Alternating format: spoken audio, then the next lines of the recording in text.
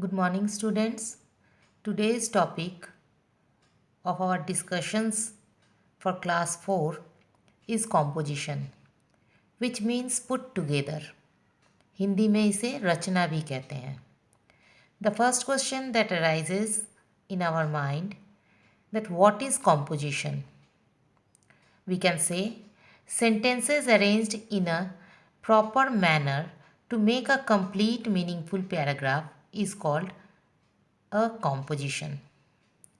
Composition means to compose or to write few sentences on a topic arranged in a proper order. यानी जब हम किसी दिए हुए विषय पर अपने विचारों को कुछ वाक्यों के ज़रिए प्रस्तुत करते हैं तो उसे कॉम्पोजिशन कहते हैं. For example, when you were in the previous classes, you must have written 10 lines or few lines about your mother or your school or yourself, in which you have used few lines arranged in an order to clear the topic.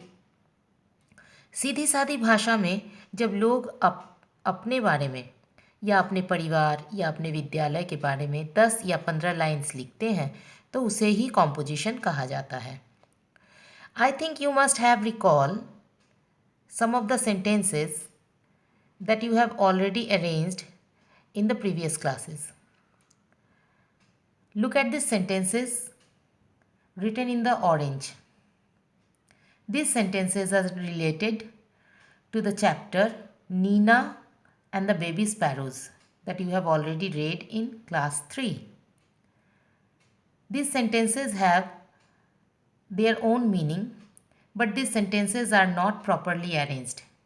So the story is not clear by this arrangement of these sentences. Now again, go through these green sentences.